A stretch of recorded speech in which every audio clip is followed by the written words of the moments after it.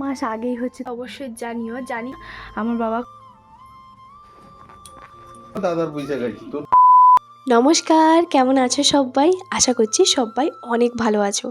আমি তো বেশ ভালো আছি, বিন্দাস আছি।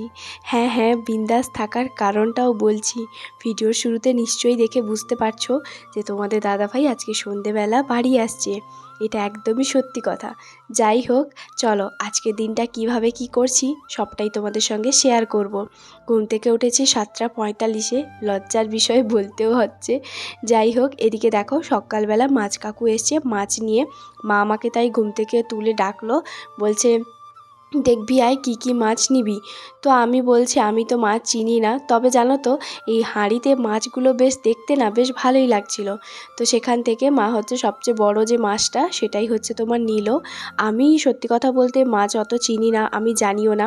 হঠাৎ করে যে কাকুর সাইকেলে এই যে দেখো পুঁটি মাছ দেখতে পেয়েছে, সেটা এখন আমার মা নেবেই। আমার মা যে কী পরিমাণ মাছ পছন্দ করে আমি তোমাদেরকে সেটা না বলে বোঝাতে পারবো না। বাবা আর আমি খুব একটা মাছ খাই না, মানে পছন্দ অত করি না। এত হিজিবিজি 2-3 রকমের 4 রকমের মাছ আমি একদমই খেতে পারি না। তো যাই হোক, মা আবার ওখান থেকে কিছুটা নিচ্ছে। আর তারপর এখন ঘরের মধ্যে যাব। আর তারপরে আজকে যা যা করি সবটাই তোমাদের সঙ্গে শেয়ার করব। কালকে যে যা শাড়িগুলো পরে গেছিলাম সেগুলো দেখতে পেয়েছো, সকালবেলা ঘুম থেকে উঠে মা কিন্তু এগুলো কাচাকুচি করে দিয়েছে। আমার না খুব একটা কাজ থাকে না কিছু। আর মা জানো তো রান্না বান্না বলো সব কিছু মা একাই করে। মানে আমরা যদি কাজ করতে যাই, মানে বিশেষ করে আমার কথাই বলি, আমি যদি ওই কাজগুলো করতে যাই না, তো মানে হয়তো মার তাড়াহুড়োটা বেশি হবে বা হয়তো ওই কাজের গন্ডগোল হবে, তো সেই কারণে মা আমাদেরকে কাজ করতেই দেয় না। যাই হোক, এদিকে এসে যখন দেখি আমার মাই তো মাছের বাজার নিয়ে বসছে মনে হচ্ছে। যাই হোক, এই বাজারগুলো মানে এই যে মাছগুলো দেখতে পাচ্ছ, এগুলো কালকে হাট বসেছিল। তো সেখান থেকে নোনা মাছ আর কিছু মাছ বাবা নাকি বাজার করে নিয়ে এসছে। তো সেটা আমি জানি না, না হলে আমি মাকে মানা করতাম যে ওই মাছ কাকুর কাছ থেকে তাহলে সকালবেলা আজকে আর মাছ নাও না। তো যাই হোক, মা তো আমার কথা কিছু শুনবেই না। এদিকে দেখো যা যা রান্না করবে সেগুলো কিছুটা পরিমাণ সব কিছু বের করে রেখেছে, তার মধ্যে রান্নাও চলছে, এদিকে আমার মায়ের আরও কিছু কারুকার্য চলছে। আজকে হবে পুর পিঠে। সেদিন তো ওই শুষ্কুলি পিঠে আমরা তো বলি, অনেকে অনেক ধরনের নাম হয়তো বলো। তো যাই হোক, আজকে হবে পুর পিঠে। আমরা খাবো, মানে আমি বাবা মা আমরা 2জন মিলে 3জন মিলে খাবো পিঠে। আর তোমাদের দাদাভাইয়ের জন্য আলাদা রান্না বান্না হবে। তো চলো, বাবাও কাজ থেকে চলে এসেছে। এখানে আছে পেঁপে আর ডাঁটা দিয়ে, কুমড়ো ডাঁটা দিয়ে তরকারি, মাছের যে লাউ ডাঁটার পেঁপে দিয়ে তরকারি। এখানে আছে কি চুনা মাছের লেবু টক, এটা চিংড়ি মাছ একটুখানি নিয়েছি। আর এটা চিংড়ি মাছের যে মাথাগুলো হয়, মানে শীষগুলো যাকে বলে, সেগুলোর বড়া। আর এখানে মাছের ঝাল। এই হচ্ছে আজকে দুপুরের মেনু। আমার ড্যাডি আর আমি 2জন মিলে খেতে বসছি। কিছুক্ষণ পর তোমাদের দাদাভাই নেমে যাবে। এখন আছে তোমার ওই মানে বাসে আছে। তো বাস থেকে নেমে তারপর বাইক নিয়ে হচ্ছে তোমার আসবে। আর বাবা গেছে একটুখানি মার্কেটে, আমি ঘরে একা ছিলাম তাই একটুখানি ভয়েস ওভারটা দিয়ে দিলাম, কারণ এই কয়েকদিন তো ভিডিও সেরকম শেয়ারই করতে পারিনি। আর এদিকে না প্রচণ্ড পরিমাণে ঠান্ডা পড়েছে, মানে একটু একটু মনে হচ্ছে যে হ্যাঁ ঠান্ডাটা লাগছে। আমি তো সোয়েটার চাদর নিয়ে এসেছি, কিন্তু কি বলো তো, মানে সোয়েটার চাদর গায়ে দিয়ে না আমি একদমই কাজ করতে পারি না, এরকমটাই অবস্থা। তো যাই হোক, এখানে তো আমার যদিও বা সেরকম কোনো কাজ নেই। আর এই যে দেখো কেমন করে আমার আমার এটা হচ্ছে আমার রুম, আমার এটা বেডরুম। আমার বিয়ের আগে থেকে আমার এই বেডটাই হচ্ছে তোমার আছে। আর এই যে এটা হচ্ছে আমার একটা ছোট্ট ঘর, আমার বাবা কত সুন্দর করে হচ্ছে তোমার কালার করেছে, তোমাদেরকে একটুখানি দেখিয়ে দিলাম। তোমরা অনেকেই হচ্ছে তোমার বলছিলে যে আমার রুম ট্যুর হোম ট্যুর দিতে। বিশ্বাস করো আমি এবারটাও পারলাম না, কারণ হয়ে উঠছিল না আমার সময়। তো যাই হোক, সেই জন্য ভাবলাম যে চলো তোমাদের সঙ্গে আমার এই যে ছোট্ট রুমটা তোমাদের সঙ্গে একটুখানি শেয়ার করে দিই। তো সেরকম বেশি কিছু নেই, কিন্তু তবুও এখানে হচ্ছে আমার শান্তির জায়গা, আমার শখের একটা ঘর। বিয়ের আগে থেকে ক্লাস 5 থেকে বলতে পারো আমি একাই আছি এই রুমটাতে, কারণ যেহেতু অনেক ছোটোবেলা থেকে দিদির বিয়ে হয়ে গেছে, তখন আমি ক্লাস 5-এ পড়তাম। তো সেই দিন থেকে এই রুমটা আমার দখলেই, এই যে দেখো, না হলে ছোটোবেলা থেকে আমি আর আমার দিদি এই রুমে থাকতাম। তো তারপরে দিদি হচ্ছে ওই রুমে হচ্ছে তোমার শিফট হয়ে যায়, যেহেতু আমাদের 3টে রুম। তো যদি কোনো দিনও তোমাদের সঙ্গে হোম ট্যুর শেয়ার করি, তখন তোমাদের সঙ্গে আমি শেয়ার করব যে কটা কি রুম, না সবটাই শেয়ার করব। তবে এবারটা আমি পারলাম না, তার জন্য সরি। তো চলো দেখতে থাকো ভিডিওটা, ভালো লাগবে। যখন তোমাদের দাদাভাই আসবে তখন আবার দেখাবো। চলো তোমাদের সঙ্গে একটুখানি শেয়ার করে দিই আমার এই ছোট্ট রুম ট্যুরটা, যে রুমে আমি হচ্ছে তোমার থাকি। তো ভাবলাম চলো একটুখানি দেখিয়ে দিই। সেরকম বেশি কিছু যদিও বা তোমরা দেখতে পাবে না, খুবই সিম্পলভাবে সাজানো। আর আমি যেহেতু এখানে থাকি না, তো বুঝতেই পারছো বিয়ের আগে সুন্দর করে সাজিয়ে অন্য কিছু রাখতাম। তো এই রুমটা এখন বর্তমানে বাবা থাকে, মানে বাবা মা দুজন থাকে। তো ব্যাক ক্যামেরা করে দেখাচ্ছি যে এটাই হচ্ছে আমার রুমের দরজা। চলো ব্যাক ক্যামেরা করে তোমাদেরকে একটুখানি দেখি। এটা হচ্ছে আমার রুমের দরজা। আমার বাবা খুব সুন্দর করে এই যে দেখো কালার করে দিয়েছে। এবারটা হয়তো তোমরা এই কালার দেখলে, এর পরের বার হয়তো তোমরা অন্য কালারও দেখতে পারো। তো এই যে দেখো, এটা হচ্ছে আমার রুমের দরজার সামনে। এখানে আছে সরস্বতী ঠাকুর, তারপর আছে গণেশজি, আর এখানে আছে হচ্ছে তোমার নারায়ণ, আর হচ্ছে তোমার লক্ষ্মী ঠাকুর। তার ওপরে হচ্ছে তোমার আছে আমার দিদা ভাই, যিনি আমার ভীষণই প্রিয় একজন মানুষ। তার পাশে আরও একজন প্রিয় মানুষ আমার ঠাম্মা। দুজনই হচ্ছে তোমার আমার বিয়ের 6 মাস আগেই হচ্ছে তোমার আমাদের সবাইকে ছেড়ে চলে গেছে। তো যাই হোক, এই দুটি মানুষ আমার ভীষণই প্রিয়। তো চলো এখন রুমের মধ্যে যাই। যদিও বা সেরকম খুব একটা সাজানো গোছানো নেই, এইভাবে একটা কার্পেট বিছানো আছে। তো যাই হোক, এদিকে একটা টেবিল আছে, যে টেবিলে আমার কয়েকটা জিনিসপত্র রেখেছি। আমি যখন মানে এখানে নিয়ে আসি তো ওইটার মধ্যেই রাখি। আর তোমাদের দাদাভাই যেহেতু আর কিছুক্ষণ পরে আসবে, তো তার জামা কাপড় এগুলো একটুখানি রাখা আছে।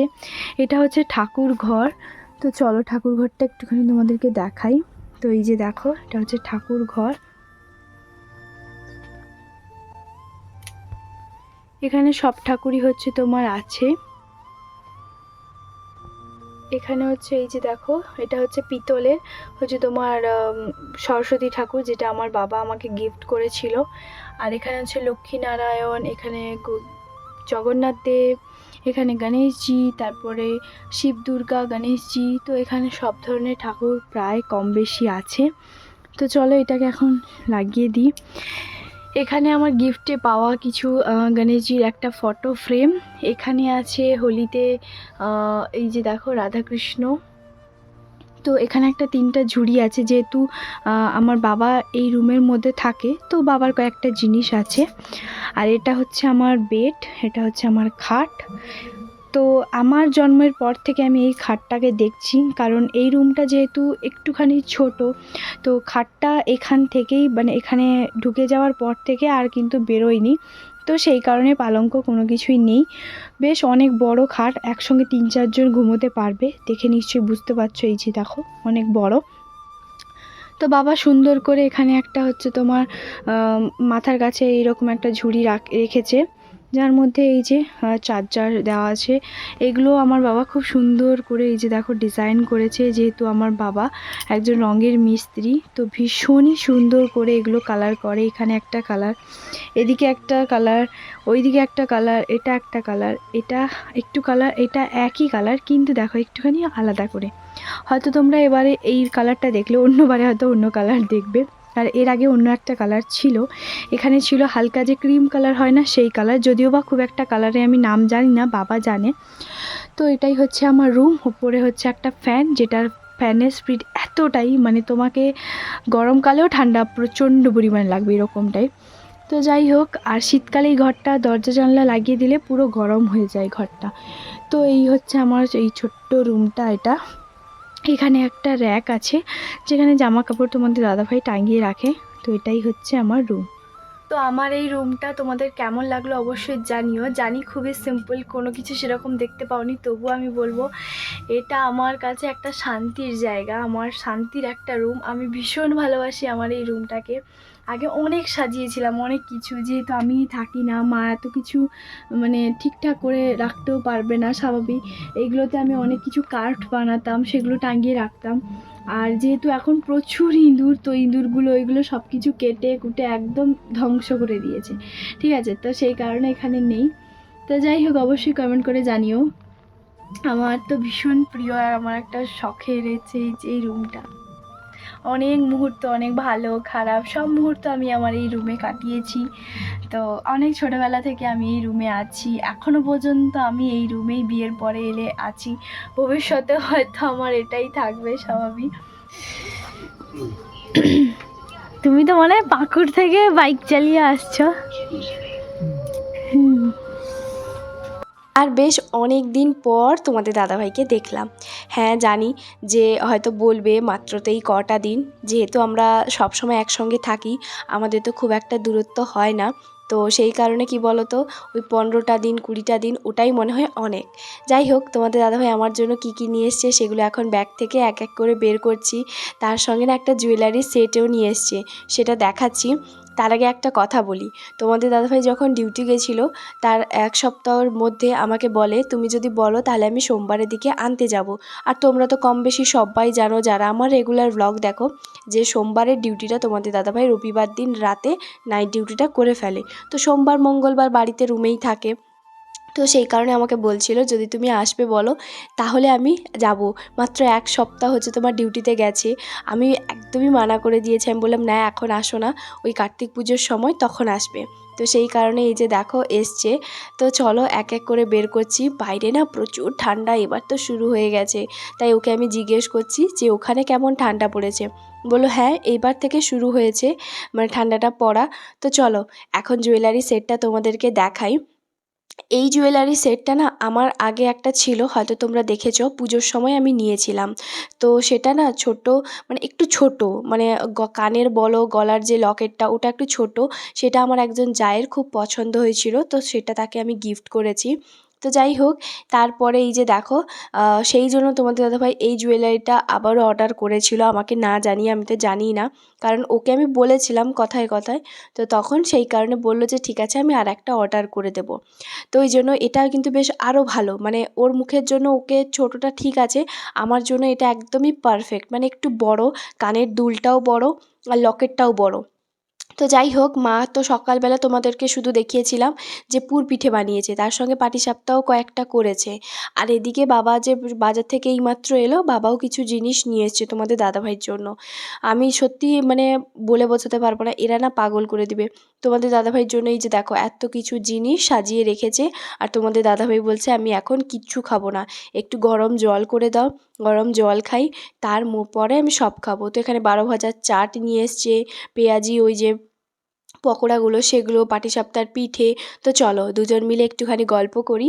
কেটে দিয়ে দিলে লঙ্কা ছোট ছোট করে মানে চিড়ে দিবে না, ছোট ছোট করে পিস পিস করে দিয়ে দিবে, হলুদ নমক দিয়ে দিলে বাস, দিয়ে 8টা সিটি দিবে, পুরো 8টা সিটি, 8টা সিটি পুরো ডাল হয়ে যাবে। ডাল হয়ে যাওয়ার পরে 8টা সিটি, হ্যাঁ পুরো একদম পুরো সব কিছু মাখা মাখা হয়ে যাবে। নামিয়ে দিলে ডাল, নামিয়ে দেওয়ার পরে তারপরে হচ্ছে কি বলতো আগো কি বলি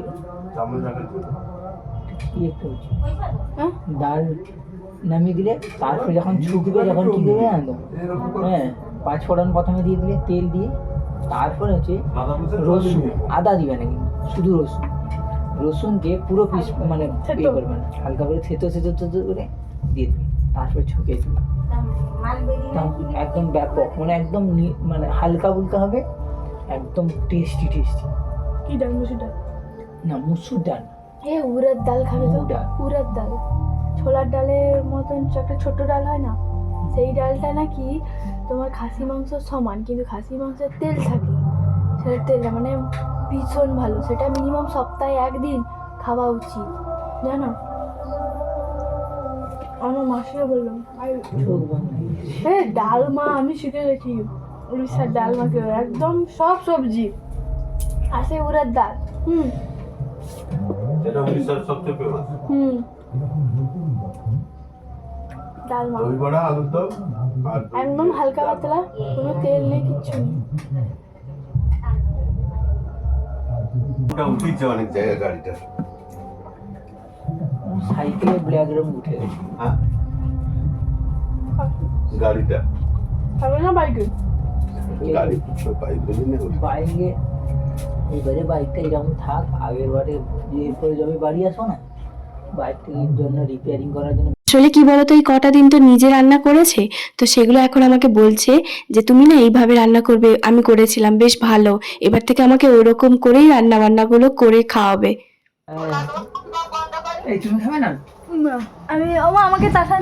তোমাদের দাদাভাইয়ের একটা গুণ আছে কি জানো, ও যখনই হচ্ছে খেতে বসবে তখন ও একা খায় না জানো তো, সব সময়ের জন্য আমাকে হচ্ছে বলে যে তুমি খাবে না, তুমি খাবে না। এবার 2-3 বার যখন বললো, তো তারপরে হচ্ছে আমি মাকে হচ্ছে তোমার বললাম যে আমাকেও তাহলে দিয়ে দাও।